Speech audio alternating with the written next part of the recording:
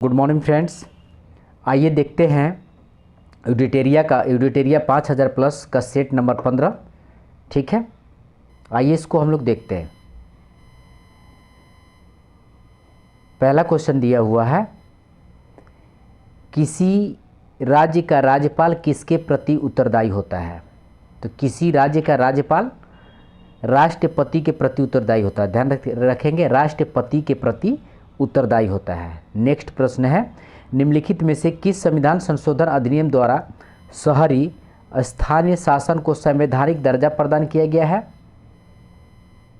तो इसका आंसर हो जाएगा आपको 74वां संविधान संशोधन अधिनियम द्वारा। ध्यान रखेंगे, 74वां संविधान संशोधन अधिनियम द्वारा जो है शहरी स्थानीय शासन को संवैधानिक दर्जा प्रदान किया गया है।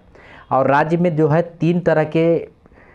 तीन तरह की शहरी संस्थाएं होती हैं। ध्यान रखेंगे, तीन तरह के होते हैं। एक होता है आपको नगर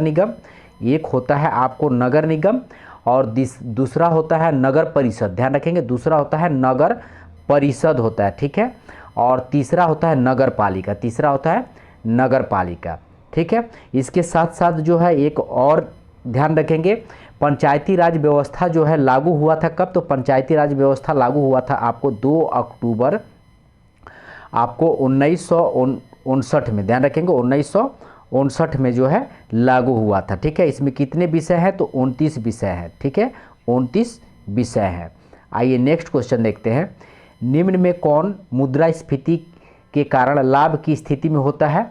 तो निम्न में कौन मुद्रास्फीति के कारण लाभ की स्थिति में होता है। तो वो होता है आपको ऋणी और ऋणदाता। ध्यान रखेंगे, ऋणी और ऋणदाता होता है। ठीक है, यानी इसका ऑप्शन हो जाएगा आपको सी, इसका ऑप्शन सही हो जाएगा। मुद्रास्फीति क्या होता है दोस्तों। तो मुद्रास्फीति जो है एक के सामान्य बढ़ोतरी को कहा जाता है। ध्यान रखेंगे, एक सामान्य बढ़ोतरी को जो है मुद्रास्फीति कहा जाता है। आइए नेक्स्ट क्वेश्चन देखते हैं, मनुष्य में ब्लू बेबी सिंड्रोम किसकी अधिकता के कारण होता है। तो ब्लू बेबी सिंड्रोम किसकी अधिकता के कारण होता है। तो ये होता है आपको नाइट्रेट की अधिकता से जो है ब्लू बेबी सिंड्रोम हो जाता है। ध्यान रखेंगे, ब्लू बेबी सिंड्रोम नाइट्रेट की अधिकता से हो जाता है। नेक्स्ट क्वेश्चन है, पीयूष ग्रंथि का नियंत्रक है। तो हाइपोथैलेमस ग्रंथि जो है पीयूष ग्रंथि का नियंत्रक है, हाइपोथैलेमस ग्रंथि।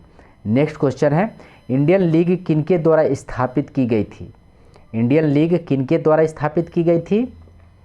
तो इसका आंसर हो जाएगा आपको शिशिर कुमार घोष। ध्यान रखेंगे, शिशिर कुमार घोष के द्वारा जो है इंडियन लीग जो है स्थापित की गई थी।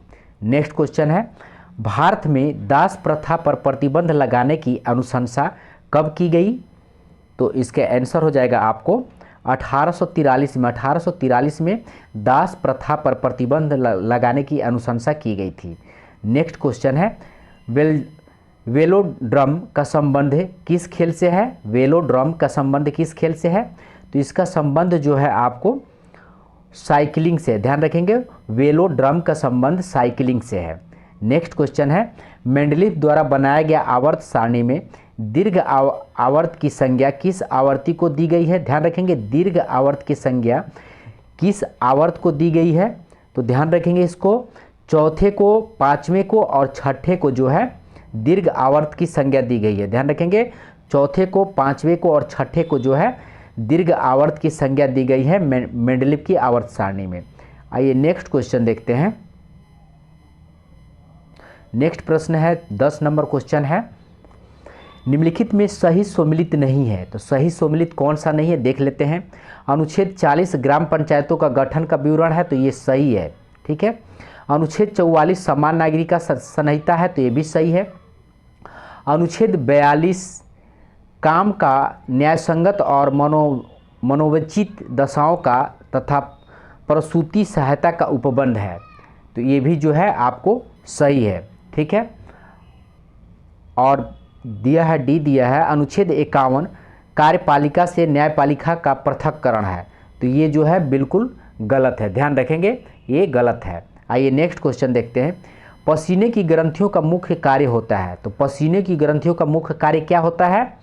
तो इसका आंसर हो जाएगा आपको डी, शरीर के तापमान पर नियंत्रण। नेक्स्ट क्वेश्चन है, मनुष्य के शरीर में सबसे बड़ी कोशिका होती है? तो मनुष्य के शरीर में सबसे बड़ी कोशिका होती है तो ये तंत्रिका कोशिका होती है, तंत्रिका कोशिका होती है। नेक्स्ट क्वेश्चन है, सिंधु घाटी सभ्यता भारत की सर्वाधिक प्राचीन सभ्यता है, निम्नलिखित में कौन सा स्थल सिंधु घाटी सभ्यता का भारत में सबसे बड़ा स्थल है?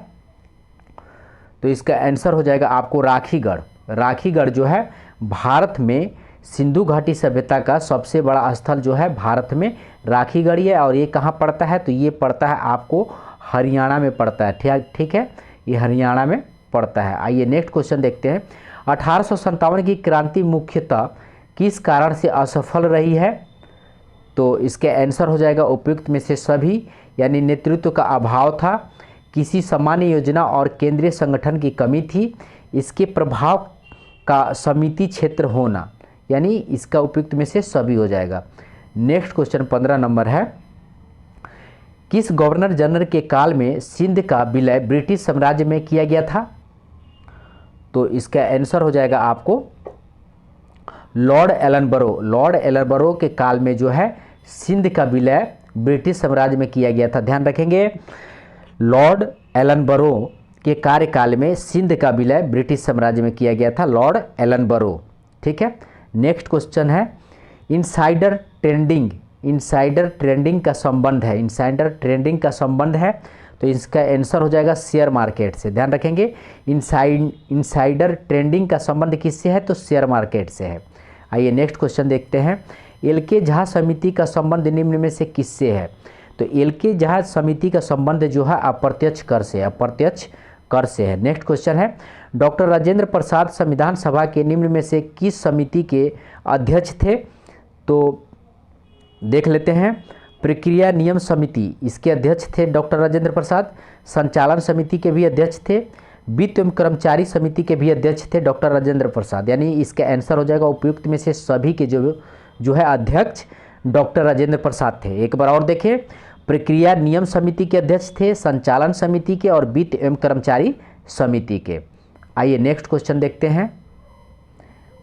अगला क्वेश्चन है 19 नंबर, जरा दृष्टि दोष के निवारण के लिए किस लेंस का प्रयोग किया जाता है? ध्यान रखेंगे, जरा दृष्टि दोष के निवारण के लिए किस लेंस का प्रयोग किया जाता है? तो इसका आंसर हो जाएगा आपको बायोफोकल लेंस का, बायोफोकल लेंस का प्रयोग किया जाता है। आइए नेक्स्ट क्वेश्चन देखते हैं, कर्क रेखा निम्न में से किस देश से होकर नहीं गुजरती है? पूछा है, कर्क रेखा निम्न में से किस देश से होकर नहीं गुजरती है? तो इसका आंसर आपका हो जाएगा, इसका आंसर हो जाएगा आपको ब्राज़ील। ध्यान रखेंगे, ब्राज़ील, ब्राज़ील से जो है कर्क रेखा नहीं गुजरती है। ठीक है, कर्क रेखा जो है ये ब्राज़ील से नहीं होकर गुजरती है। ठीक है, बाकी जो है बहमास, लीबिया और यूएई से होकर के गुजरती है। ठीक है, और विषुवत रेखा जो है, विषुवत रेखा जो है इक्वाडोर और ब्राज़ील से होकर के गुजरती है। ब्राज़ील जो है आपको पड़ेगा साउथ अमेरिका में। ध्यान रखेंगे, साउथ अमेरिका में, यानी विषुवत रेखा जो है ब्राज़ील से गुजरती है। ठीक है, और कर्क रेखा जो गुजरती है बहमास, लीबिया, यूएई, ठीक है, और इंडिया होते हुए जो है आपको इंडिया होते हुए, म्यांमार होते हुए जो है ये निकल जाती है कर्क रेखा। ध्यान रखेंगे, और कर्क रेखा जो है भारत के कौन सा ऐसा राज्य है जिसके बीचों बीच से गुजरती है? तो ध्यान रखेंगे मध्य प्रदेश। ठीक है, मध्य प्रदेश। और कौन सा शहर पड़ता है? तो कौन सा शहर पड़ता है? तो ध्यान रखेंगे रांची शहर पड़ता है। ठीक है, रांची शहर पड़ता है, ये भी ध्यान रखेंगे। और 8 राज्यों से होकर के गुजरती है। कर्क रेखा जो है भारत के 8 राज्यों से होकर के गुजरती है। ठीक है, आइए नेक्स्ट क्वेश्चन देखते हैं। भारतीय संविधान की 6वीं अनुसूची में जनजातीय क्षेत्रों के प्रशासन के प्रावधान है, निम्नलिखित में कौन सा राज्य इस अनुसूची के अंतर्गत नहीं आता है? पूछा है। ठीक है, तो इसका आंसर हो जाएगा आपको मणिपुर जो है, मणिपुर नहीं आता है। बाकी जो 3 राज्य आता है, असम आता है, मेघालय आता है और त्रिपुरा आता है। और जनजातीय क्षेत्र किस में? तो 6ठी अनुसूची में, ये भी ध्यान रखेंगे, जनजातीय क्षेत्र जो है 6ठी अनुसूची में है। आइए नेक्स्ट क्वेश्चन देखते हैं। 1857 की क्रांति से संबंधित कथनों को सम्मिलित करें और मिलान करें। तो मिलान करना है, इसको एक बार आप देखें। डिजरायली, डिजरैली का क्या कथन था? तो डिजरैली का कथन था आपको, डिजरैली का कथन था राष्ट्र विद्रोह। डिजरैली का क्या कथन था? राष्ट्र विद्रोह था। 1857 क्या था? तो राष्ट्र विद्रोह था। डिजरैली का कथन राष्ट्र विद्रोह था। और टी.आर. होम्स का क्या था? तो टी.आर. होम्स का था आपको बर्बरता और सभ्यता का युद्ध। टी.आर. होम्स का था बर्बरता और सभ्यता का युद्ध। और बी.डी. सावरकर का क्या था? तो बी.डी. सावरकर का था आपको प्रथम स्वतंत्रता संग्राम। ध्यान रखेंगे, बी.डी. सावरकर का था प्रथम स्वतंत्रता संग्राम। और कर्नल रीज का क्या था? तो कर्नल रीज का था आपको धर्म धंधों का ईसाइयों के विरुद्ध युद्ध। ध्यान रखेंगे, कर्नल रीज का था धर्म धंधों का ईसाइयों के विरुद्ध युद्ध था। आइए नेक्स्ट क्वेश्चन देखते हैं। वर्ष 1946 के कैबिनेट मिशन 3 कैबिनेट मंत्रियों से गठित था, निम्नलिखित में कौन इसका सदस्य नहीं था, पूछा है। ठीक है, तो कैबिनेट मिशन जो है 3 कैबिनेट मंत्रियों से गठित था। और कैबिनेट मिशन कब आया था भारत में? 1946 में। ध्यान रखेंगे, तो कौन कौन थे वो आपको बताना है। ऑप्शन आप देख लीजिए, ऐसे इसका आंसर हो जाएगा। नहीं पूछा तो इसका आंसर हो जाएगा जॉन साइमन नहीं थे। ध्यान रखेंगे, जॉन साइमन नहीं थे। बाकी जो है ये पेंथिक लॉरेंस, ये पेंथिक लॉरेंस थे, स्टेफोर्ड क्रिप्स थे और ए.बी. अलेक्जेंडर थे। अभी हाल ही में एक जो है आपको 67 के बीपीएससी में जो है ये क्वेश्चन पूछा गया था, तो इसको ध्यान रखेंगे। पेंथिक लॉरेंस थे, स्टेफोर्ड क्रिप्स थे और ए.बी. अलेक्जेंडर थे। ध्यान रखेंगे, पेंथिक लॉरेंस थे, स्टेफोर्ड क्रिप्स थे और ए.बी. अलेक्जेंडर थे। आइए नेक्स्ट क्वेश्चन देखते हैं। निम्नलिखित में कौन सी जलधारा प्रशांत महासागर की ठंडी जलधारा, पूछा है। प्रशांत महासागर की ठंडी जलधारा कौन सी है? तो हम्बोल्ट जो है, हम्बोल्ट प्रशांत महासागर की ठंडी जलधारा। ध्यान रखेंगे, हम्बोल्ट जो है प्रशांत महासागर की ठंडी जलधारा है। नेक्स्ट है, निम्नलिखित में कौन सिकंदर का समकालीन था? सिकंदर का समकालीन कौन था? तो सिकंदर का समकालीन जो है घानानंद था। ध्यान रखेंगे, घानानंद था।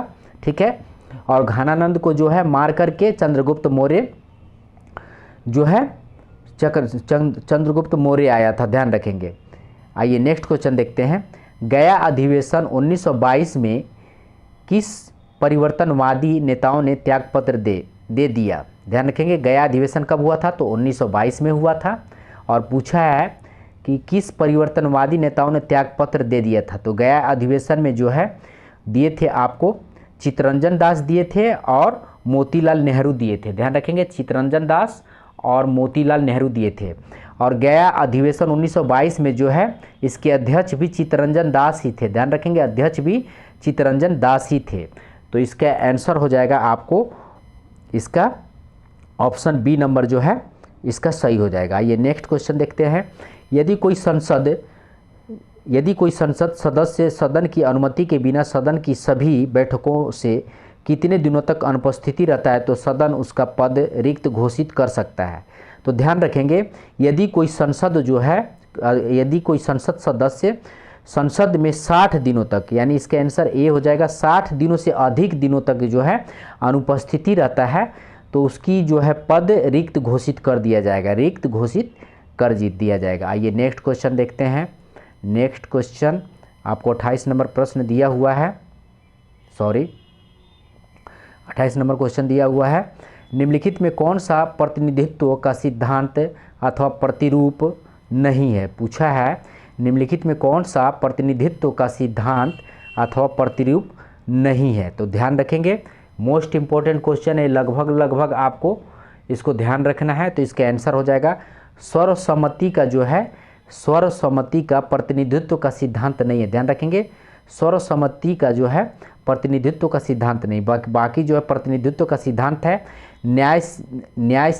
न्यायसीता, प्रदत्तीकरण और जनादेश। ध्यान रखेंगे, प्रतिनिधित्व का सिद्धांत है न्यायसीता, प्रदत्तीकरण और जनादेश। ठीक है, आइए नेक्स्ट क्वेश्चन देखते हैं।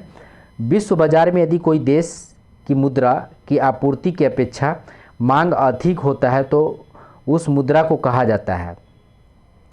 एक बार और क्वेश्चन को देखें। विश्व बाजार में यदि किसी देश की मुद्रा की आपूर्ति की अपेक्षा मांग अधिक होती है तो उस मुद्रा को क्या कहते हैं? तो उस मुद्रा को हम कहेंगे दुर्लभ मुद्रा। ध्यान रखेंगे, उस मुद्रा को कहेंगे दुर्लभ मुद्रा। आइए नेक्स्ट क्वेश्चन देखते हैं। प्लास्टर ऑफ पेरिस का रासायनिक रूप क्या है, रासायनिक रूप होता है? तो प्लास्टर ऑफ पेरिस का रासायनिक रूप होता है CaSO4 इंटू 1/2H2O। ध्यान रखेंगे, प्लास्टर ऑफ पेरिस का रासायनिक रूप होता है CaSO4 इंटू 1/2H2O। नेक्स्ट है, मानव शरीर में पित्त रस का निर्माण कहाँ होता है? तो मानव शरीर में पित्त रस का निर्माण यकृत में होता है। ध्यान रखेंगे, यकृत में होता है। नेक्स्ट क्वेश्चन है, निम्नलिखित में से कौन सा असत्य फल का उदाहरण है? तो सबसे पहले समझने की बात है कि असत्य फल होता क्या है। तो असत्य फल को ध्यान रखेंगे, जो बाह्य दलपुंजी या बोला जाता है पुष्पासन से, बाह्य दलपुंज या पुष्पासन से प्रकट होता है, उसे जो है असत्य फल कहा जाता है। ठीक है, यानी कहने का मतलब है कि अंडाशय से जो अंडाशय से ठीक है, जो अंडाशय से उत्पन्न होता है उसे जो है सत्य फल कहा जाता है, और जो अंडाशय से उत्पन्न नहीं होता है उसे असत्य फल कहा जाता है। यानी असत्य फल किससे उत्पन्न होता है? तो बाह्य दलपुंजी या पुष्पासन से। ठीक है, ये इंपॉर्टेंट क्वेश्चन है, इसको ध्यान रखेंगे। बहुत बार अंडाशय पूछ चुका है, इस बार जो है बाह्य दलपुंजी या पुष्पासन पूछ सकता है कोई भी एग्जाम में, तो इस चीज़ को ध्यान रखेंगे। तो इसके आंसर अब आइए देख लेते हैं। तो सेव जो है बाह्य दलपुंज या पुष्पासन से प्रकट होता है। सेव, नाशपाती हो गया, सेव, नाशपाती और कटहल। ध्यान रखेंगे, सेव, नाशपाती और कटहल भी जो है ये कौन सा है? असत्य फल है। कटहल भी असत्य फल है, ध्यान रखेंगे। ठीक है, आइए नेक्स्ट क्वेश्चन देखते हैं। निम्नलिखित में कौन सा पादप हार्मोन है? तो पादप हार्मोन पूछा है कि निम्नलिखित में से कौन सा पादप हार्मोन है? तो पादप हार्मोन जो है एब्सिसिक अम्ल, ये भी पादप हार्मोन है। ठीक है, जिबरेलिन्स ये भी पादप हार्मोन है, ऑक्सिन्स ये भी पादप हार्मोन है। ठीक है, और साइटोकाइनिन ये भी पादप हार्मोन है। यानी उपयुक्त में से सभी जो है पादप हार्मोन है। एब्सिसिक अम्ल, ठीक है, इसमें से देख लें मेन जो इम्पोर्टेंट है ऑक्सिन्स जो है पौधों को वृद्धि को नियंत्रित करता है। ऑक्सिन्स जो है पौधों की वृद्धि को नियंत्रित करता है। और जेबरेलिन्स जो है बौने पौधों को लंबा करता है। ठीक है, जेबरेलिन्स जो है बौने पौधों को लंबा करता है। और जेबरेलिन्स कहाँ मिलता है? तो कवक से निकाला जाता है। ध्यान रखेंगे, जेबरेलिन्स जो है कवक से निकाला जाता है। साइटोकाइनिन क्या है? तो कोशिका विभाजन में मदद करता है। साइटोकाइनिन क्या है? कोशिका विभाजन में मदद करता है। नेक्स्ट क्वेश्चन देखते हैं। निम्नलिखित में से किस सब्जियों का जड़ खाया नहीं जाता है? तो किस सब्जियों का जड़ खाया नहीं जाता है पूछा है। तो जड़ पूछा है, तो जड़ में से आपको गाजर हो जाएगा। गाजर जो है जड़ है, शलजम भी जड़ है, चुकंदर भी जड़ है। आलू जो है ये तना है, तो आलू जो है एक तना है, तो इसको जो है इसका जड़ खाया नहीं जाता है। तो ये आलू क्या है? तना है। बाकी गाजर जो है जड़ है, शलजम भी जड़ है, चुकंदर भी जड़ है। आइए नेक्स्ट देखते हैं। सल्फ्यूरिक अम्ल बनाने की संपर्क विधि में किसका उपयोग उत्प्रेरक के रूप में किया जाता है? एक बार और क्वेश्चन देखें। सल्फ्यूरिक अम्ल बनाने की संपर्क विधि में किसका उपयोग उत्प्रेरक के रूप में किया जाता है? तो इसका आंसर हो जाएगा आपको प्लेटिनियम चूर्ण का उपयोग किया जाता है। ध्यान रखेंगे, सल्फ्यूरिक अम्ल बनाने के लिए संपर्क विधि में से उत्प्रेरक के रूप में प्लेटिनम चूर्ण का उपयोग किया जाता है। आइए नेक्स्ट देखते हैं। 36 नंबर प्रश्न है, मिलान करना है इसको। तो आवेग का क्या मात्रक हो जाएगा? आवेग का मात्रक हो जाएगा आपको, आवेग का मात्रक हो जाएगा न्यूटन सेकेंड। आवेग का मात्रक हो जाएगा न्यूटन सेकेंड। और कार्य का मात्रक क्या हो जाएगा? कार्य का मात्रक हो जाएगा जूल हो जाएगा। और दाब का मात्रक क्या हो जाएगा? दाब का मात्रक हो जाएगा न्यूटन प्रति मीटर स्क्वायर। ध्यान रखेंगे, दाब का मात्रक हो जाएगा न्यूटन प्रति मीटर स्क्वायर। ठीक है, अब बल का मात्रक क्या हो जाएगा? बल का मात्रक आपको हो जाएगा न्यूटन हो जाएगा, बल का मात्रक न्यूटन हो जाएगा। ठीक है, आइए नेक्स्ट देखते हैं। लोलक की काल अवधि निर्भर करता है। तो ध्यान रखेंगे, लोलक के क्वेश्चन आपको कभी न कभी एग्जाम में पूछता है, इंपॉर्टेंट है, तो इसके बारे में विस्तार से जान लें। लोलक की काल अवधि की निर्भर करता है। तो ध्यान रखेंगे, काल अवधि यानी टाइम पीरियड। लोलक एक प्रकार की घड़ी होती है। ठीक है, तो इसकी जो है लंबाई के ऊपर जो है इसकी काल पीरियड निर्भर करता है। ध्यान रखेंगे, काल अवधि जो है लंबाई के ऊपर निर्भर करता है। ध्यान रखेंगे। आइए नेक्स्ट क्वेश्चन देखते हैं। प्रकाश की प्रकृति होती है, तो प्रकाश की प्रकृति कैसी होती है आपको बताना है। तो इसका आंसर हो जाएगा आपको तरंग एवं कण दोनों के समान होती है। प्रकाश की प्रकृति कैसी होती है, तरंग एवं कण दोनों के समान होती है। नेक्स्ट क्वेश्चन है, निम्नलिखित में कौन सा कथन असत्य है। असत्य पूछा है कि कौन सा कथन असत्य है, तो आइए देख लेते हैं। महावीर या मोलम राष्ट्रीय उद्यान कहाँ है, तो गोवा में है, ध्यान रखेंगे ये जो है सही है। रानी झांसी मरीन राष्ट्रीय उद्यान, रानी झांसी या मरीन राष्ट्रीय उद्यान कहाँ है, तो ये अंडमान निकोबार में है, ध्यान रखेंगे अंडमान निकोबार द्वीप में है, ठीक है, ये भी सही है। फिर Mouling national park, Mouling national park जो है ये बोल रहा है कि अरुणाचल प्रदेश में है, तो ये जो है आपको गलत है, ठीक है। इंटिका नेशनल पार्क ये मणिपुर में, इंटिका नेशनल पार्क ये मणिपुर में है। आइए नेक्स्ट क्वेश्चन देखते हैं। निम्नलिखित में कौन सही सम्मिलित नहीं है, सही सम्मिलित नहीं पूछा है, तो इसको भी देख लेते हैं। पहला दिया हुआ है कि डाउन्स, डाउन्स उष्णकटिबंधीय घास का मैदान है, तो ये जो है गलत है, ठीक है, ये गलत है।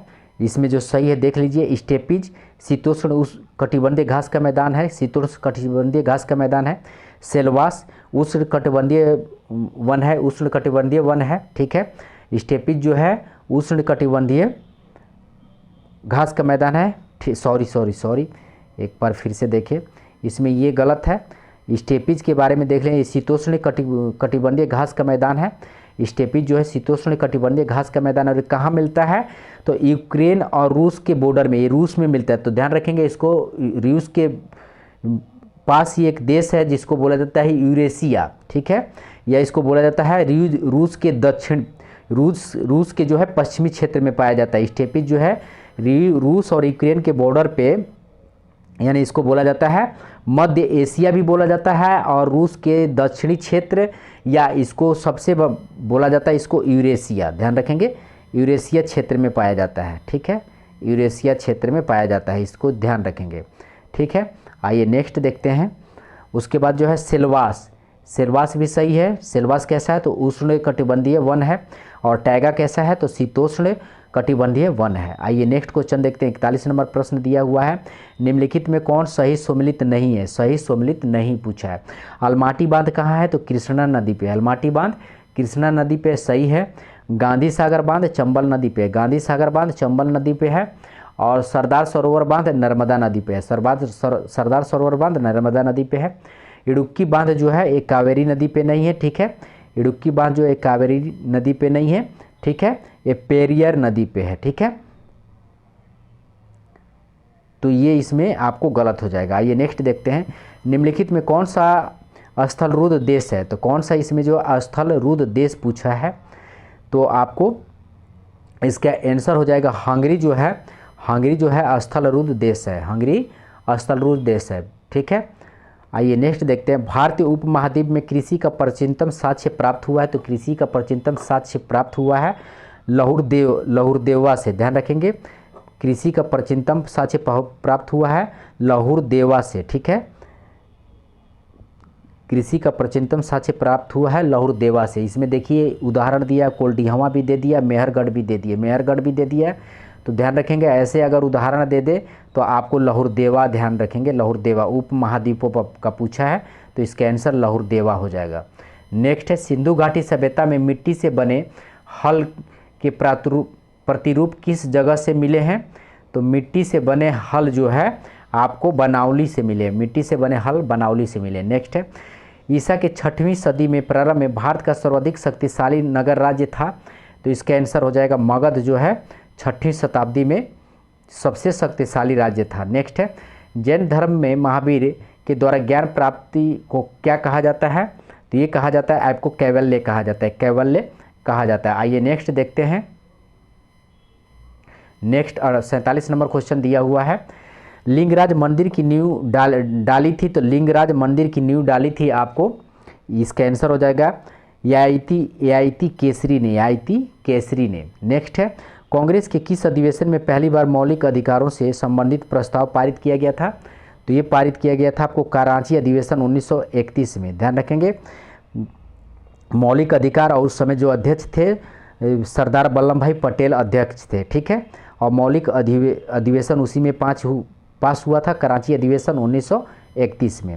नेक्स्ट है हॉट मनी शब्द का उपयोग किसके लिए किया जाता है? हॉट मनी शब्द का उपयोग किसके लिए किया जाता है? तो इसका आंसर हो जाएगा विदेशी पोर्टफोलियो निवेश के लिए। विदेशी पोर्टफोलियो निवेश के लिए हॉट मनी का प्रयोग किया जाता है, ध्यान रखेंगे। निम्नलिखित में कौन बिम्स्टेक का सदस्य राष्ट्र नहीं है, पूछा है। सदस्य राष्ट्र नहीं है तो बिम्स्टेक का सदस्य राष्ट्र जो है ये मालदीव नहीं है, ठीक है। मालदीव बिम्स्टेक का सदस्य राष्ट्र नहीं है। बाकी श्रीलंका, थाईलैंड और म्यांमार ये जो है, और इंडिया भी बिम्स्टेक का सदस्य राष्ट्र है, मालदीव नहीं है, ठीक है। तो दोस्तों यहाँ तक रहा 50 क्वेश्चन। आपको जो है अब मिलेगा लगभग ज़्यादा से ज़्यादा, यानी कम से कम मिलेगा तो आपको 5 सेट मिलेगा। डेली जो है आपको 5 सेट मिलेगा, यानी 1 घंटे का वीडियो होगा, ठीक है। 1 घंटे की वीडियो में आपको 5 सेट डेली मिलेगा, और ज़्यादा से ज़्यादा आप सेट प्रैक्टिस करते हैं तो आपको अच्छा रहेगा दोस्तों। तो मिलते हैं अगले वीडियो में दोस्तों, धन्यवाद।